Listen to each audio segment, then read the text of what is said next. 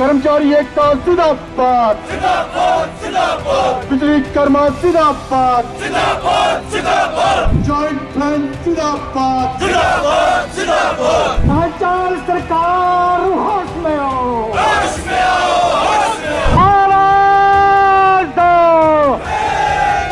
कर्मचारी एकता जिंदाबाद, कर्मचारी एकता जिंदाबाद।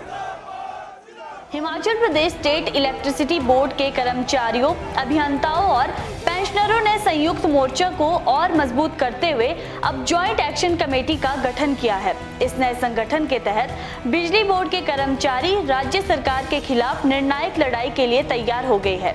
ज्वाइंट फ्रंट के सह संयोजक हीरालाल वर्मा ने साफ कहा है कि सरकार बिजली बोर्ड पर लगातार प्रयोग कर रही है, जिससे कर्मचारियों और पेंशनरों में भारी रोष है।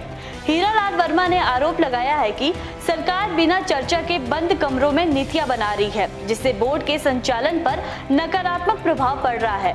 रैशनलाइजेशन के नाम पर बिजली बोर्ड को खत्म करने की कोशिश की जा रही है। उन्होंने कहा कि कर्मचारी किसी भी सकारात्मक बदलाव के खिलाफ नहीं है, लेकिन ऐसे फैसले सभी पक्षों की सहमति के लिए लिए जाने चाहिए। जो रैशनलाइजेशन बिजली बोर्ड में की जा रही है, आज हम 43,000 से 13,000 बिजली बोर्ड में कर्मचारी रह गए हैं। आप 13,000 से भी आज कर्मचारी की संख्या बिजली बोर्ड में और नीचे लाना चाह रहे हैं। इस करके कर्मचारी पेंशनर सब में अप्रोच हैं और इस करके हम आज यहाँ इकट्ठे हुए हैं। रैशनलाइजेशन को लेकर के हमारा कहना है कि हम रैशनलाइजेशन के खिलाफ नहीं है, लेकिन आप कमरे में बैठ करके तय नहीं कर सकते कि किसी वर्क सेक्शन में कितना काम है, कि 10 की जगह उसको 2 आदमी कर पाएंगे नहीं कर पाएंगे।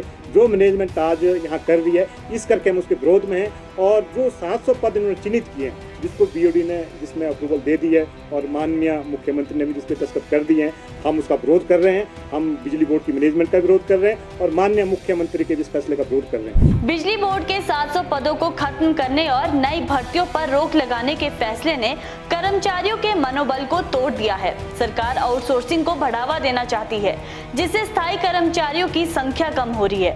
हीरालाल वर्मा का कहना है कि बिजली बोर्ड को जानबूझकर घाटे में दिखाने की कोशिश हो रही है, जबकि 178 करोड़ रुपए की राशि विभिन्न सरकारी विभागों से बिजली बिल के रूप में बकाया है। आए दिन बिजली बोर्ड पे नए प्रयोग हो रहे हैं। पीछे भी आपने देखा होगा, पहले यहाँ एक ऐसे एमडी बिठाए गए जिसने बिजली बोर्ड को एक उसकी जो कई मतलब बहुत सारी स्थिति खराब थी, और उसके बाद सब कमेटी बनाई गई जिसमें नए प्रयोग बिजली बोर्ड पे किए गए।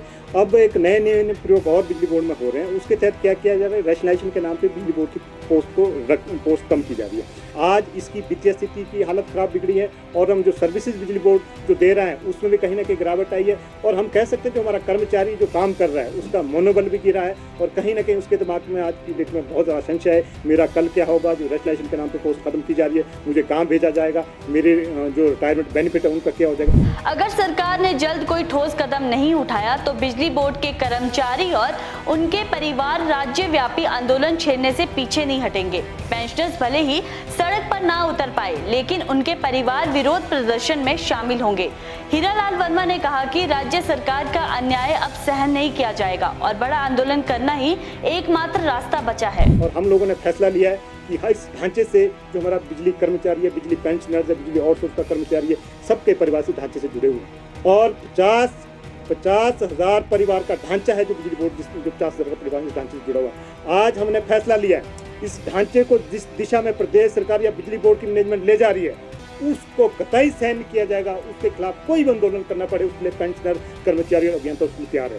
आज हम कहना चाहेंगे, आज गेट मीटिंग के माध्यम से, यहाँ कुमार हाउस में सिंथेटिक जो गेट मीटिंग है उसके माध्यम से प्रदेश सरकार को आगाह करना चाहेंगे कि जिस दिशा में आप बिजली बोर्ड को ले जा रहे हैं हम उसका विरोध करते हैं। अगर आपके कदम नहीं रुकेंगे, अभी हमने गहरा को हमीरपुर से एक बड़ी महापंचायत का फैसला किया है, इसी तरह की महापंचायत पूरे प्रदेश में की जाएगी। उसके बाद शिमला के लिए बिजली कर्मचारी का जो 50,000 का कुनबा है उसमें जिसका जो हमारा पेंशनर है फैसला ये लिया है, अगर 80 साल का पेंशनर है, अगर वो खुद नहीं आ सकता है लेकिन उसके परिवार से एक साथी उस जो शिमला में आंदोलन होगा उसमें भागीदारी करेगा और पूरे 50,000 का कर्मचारी जो बिजली बोर्ड का परिवार है वो शिमला में।